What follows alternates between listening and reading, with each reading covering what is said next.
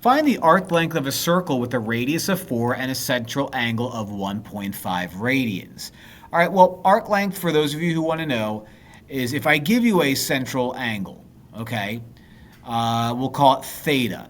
Central angle is going to be any angle that starts out at the positive x-axis and then ends up somewhere.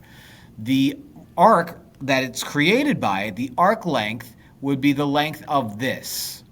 Okay, that length right there, which is basically, if this was a pie, how much of the crust are you going to measure out if I give you an angle of the center of the pie? Now we calculate that by doing S equals R, your radius, times theta, your central angle. So in this case, your radius is 4, your central angle is 1.5 pi. I care about multiplying 4 to 1.5 pi. 4 times 1.5 is 6.